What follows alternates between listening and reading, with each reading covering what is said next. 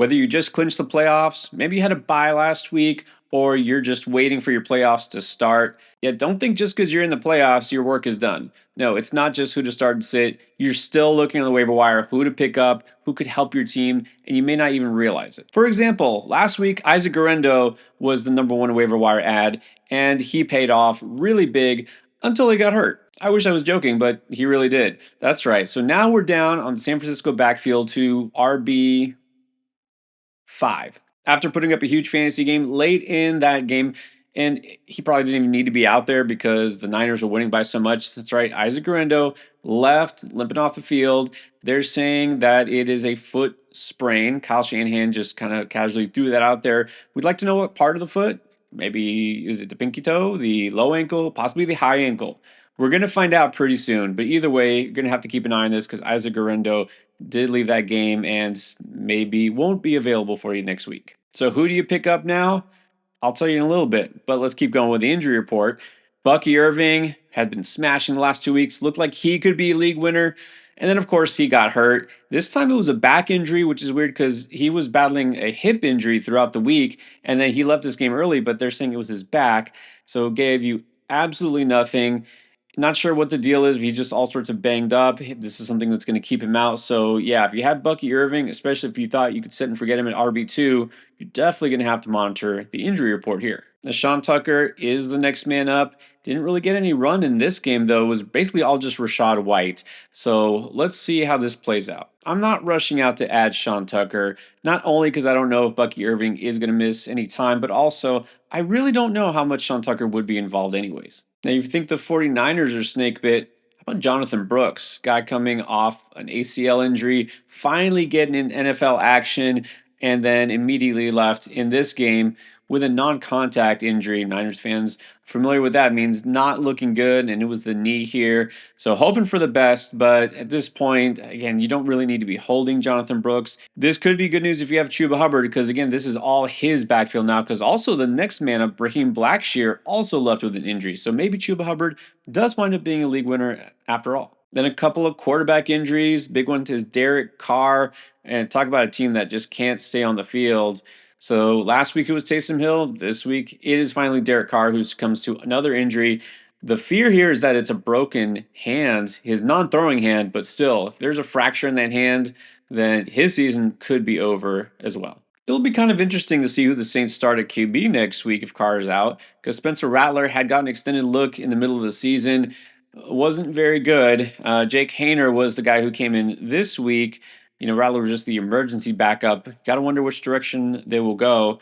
And this will have implications for some fantasy teams. And then Aiden O'Connell, starting quarterback for the Raiders, was carted off the field with an apparent knee injury.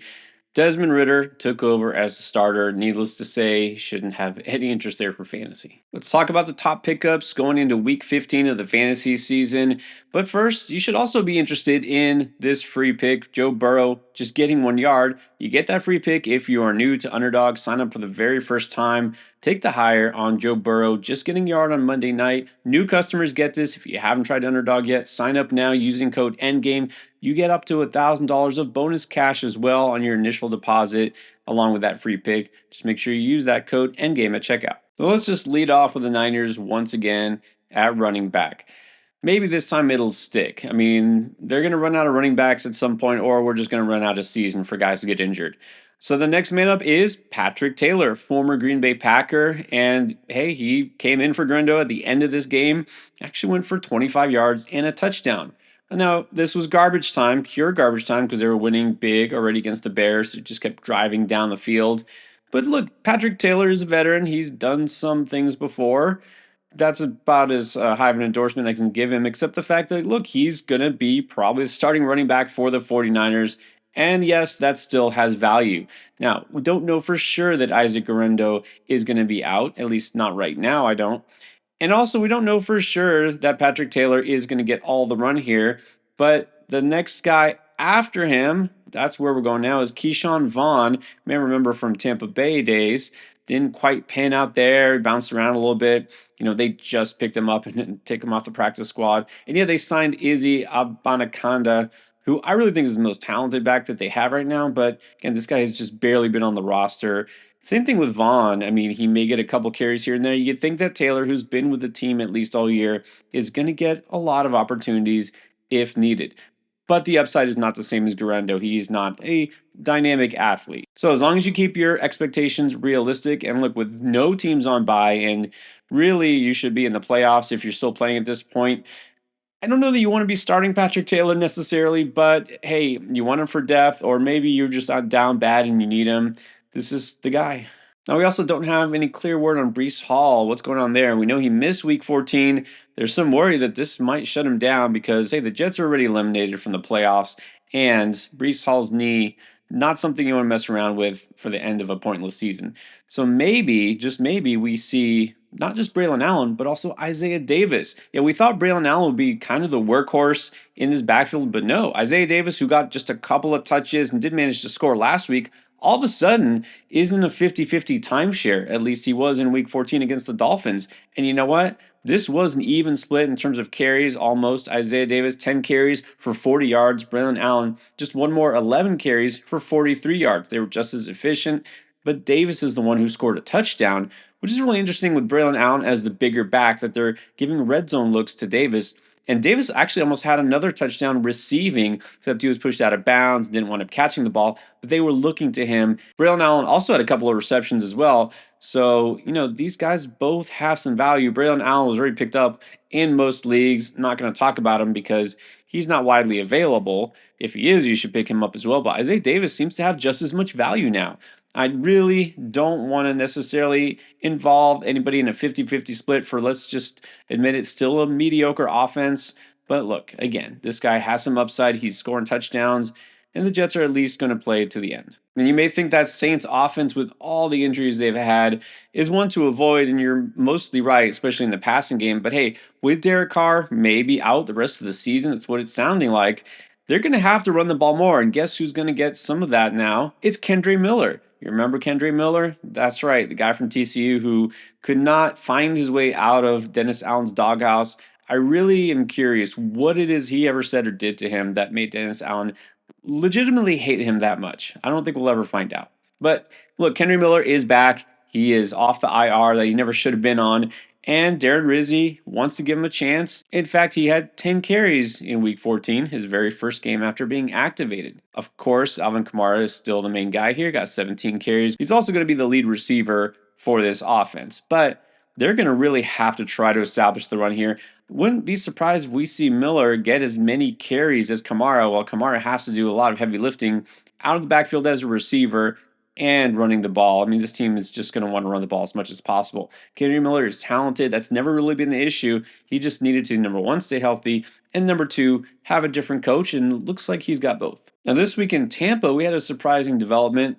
No, not as far as running back's concerned, but we had a new wide receiver lead the team in targets, even though Mike Evans did play. It was the rookie Jalen McMillan. McMillan not only scored 2 touchdowns, first time he had scored since week 1, he also had 7 targets, which was more than Evans. Now, this leads you to wonder, with Evans missing practice all week, maybe he's not really 100%. Maybe he wasn't really good to go, but he was still playing, sort of a decoy.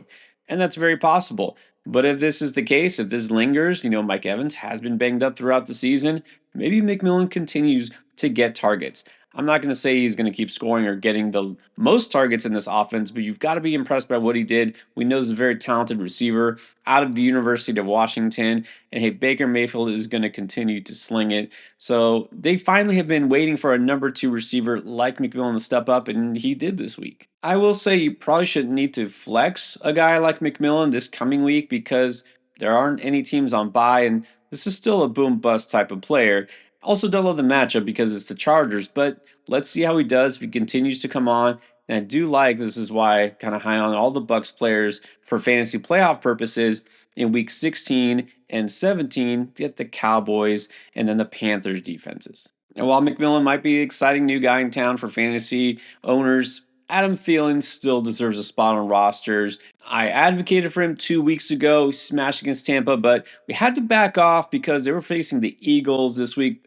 I apologize, Adam Thielen. Should have never doubted you. He went for 102 yards on 9 catches versus Philly, and now the schedule is just going to continue to soften up for Carolina. Panthers really do have a pretty nice schedule. I already talked about them playing the Bucs in Week 17 for fantasy championships. It starts this coming week against the Dallas Cowboys. Definitely a defense you can stream against. Look, Adam Thielen was not picked up everywhere after the last couple of weeks. He's still half available in Yahoo leagues. It's probably a guy you could just set and forget at your wide receiver 3, 4, or flex position. All right, let's talk tight end. If you still need somebody at the position, you're looking for the best streamer, you know what? I was actually going to go Juwan Johnson, a guy that I did talk about last week.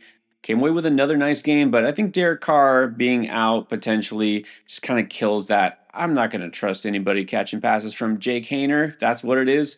So let's pivot here and go to a pretty reliable tight end in Zach Ertz, another veteran. Ertz is pretty widely available because the Commanders were on bye this past week. Not a guy that, isn't necessarily worth stashing, but I will say you should be interested. He's coming off a streak of 3 straight games with a touchdown in each. And over the last 4 games, he's averaged 7 targets per game. He's kind of serving as the de facto number 2 receiver for Washington. And the Commanders are going to get the Saints this week. That's a pretty nice matchup. If you look ahead to your potential championship week of 17, it's that Atlanta Falcons defense just looks worse and worse every week. I do hope you're not still searching for a quarterback as you enter the playoff hunt, but let's say you're still streaming, or maybe you're just one of those teams that doesn't trust your Kyler Murray, one more upside than Jordan Love, you're done with CJ Stroud, whatever it is. Okay, well, you know what? Go see if Bo Nix is on the waiver wire, because he also is coming off a bye week and could have been dropped. The other reason he might be available is he's coming off a pretty disappointing game right before the bye against Cleveland. Not that great of a defense. 1 touchdown to 2 interceptions. The game that was surprisingly close, and Denver's defense didn't show up, but look, the offense didn't really do that great either. The yardage was there, but also Bo Nix hasn't been running lately, so that real upside we saw in the middle of the season is starting to dwindle a little bit. But I think he gets right. The week off, that tends to help rookies. They have time to game plan for this coming week. And in week 15, they get another home game, this time against the Colts, which is a bottom 10 pass defense in terms of fantasy points allowed to quarterbacks. And I'll be honest, if you're still looking for a quarterback to stream to start next week and Bo Nix isn't available, there aren't a lot of great options. I mean, I'd love to say Tua if he's available. He might not be. Sam Darnold looking really good, but again, his ownership is a lot higher. I guess the next best choice would be Bryce Young. And then for you deep league players, all right, if you still need someone to maybe throw in your flex, let's look at the veteran Tim Patrick, who's for the Lions these days and catching touchdowns. That's right, he caught 2 touchdowns on Thursday against the Packers. We know anybody can score in this offense. This is really interesting, though. We know the main players there in the passing game especially, but in week 14, the Lions had 6 different players with at least 5 receptions. That's a little bit crazy. And Tim Patrick was one of them. He's right up there with guys like Amon-Ra St. Brown and Jameson Williams and Sam Laporta and the running backs. So Patrick is now a certifiable part of this passing offense. There's some thought that when Khalif Raymond comes back, he'll steal some snaps for Tim Patrick, but they are very different types of players. Khalif Raymond, mainly a kick returner. He's that field stretcher. Tim Patrick is not that. He never has really been that specifically, but especially now, a little older, coming off of some serious injuries, multiple years. Like, Patrick is a guy who will work across the middle of the field, make those contested catches, and he's a Dan Campbell kind of guy. You got to root for a guy like Tim Patrick, and he's finally showing up. I think he continues to get rewarded with targets. We know that there's a lot of volatility in this profile, but again, you're digging deep. You want a guy who at least has touchdown upside, and it is a great offense. And then I just have to give one more shout and mention to Sincere McCormick. You needed a running back this week. He didn't disappoint. I mean, the Raiders as a whole disappointed, but it was not McCormick's fault. He led that team in rushing again, averaging over 5 yards per carry again. Just wish that they could find the end zone. I don't know Desmond Ridder potentially being quarterback, how that makes me feel about Sincere McCormick as good as he's been. On the one hand, I think, well, maybe they're going to have to run the ball more. And Amir Abdullah wasn't even involved almost at all. Only 1 carry for 1 yard and wasn't really that involved as a receiver either. So this seems to be Sincere's backfield, and Antonio Pierce, For better or for worse, well, he'll use a hot hand approach, and it looks like right now, Sincere's got the hot hand. I'm also not worried about Alexander Madison potentially coming back. I think Sincere is going to have some value down the stretch.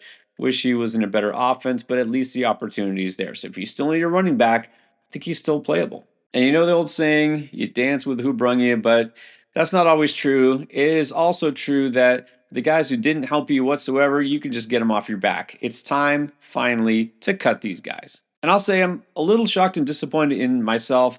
I just went back and looked. I haven't mentioned Travis Etienne yet. I guess we were just trying to hold on in hopes that some of that old magic would be rekindled. No. Look, Travis Etienne already is going down as one of the biggest busts of the fantasy season. I don't think there's anything he can do.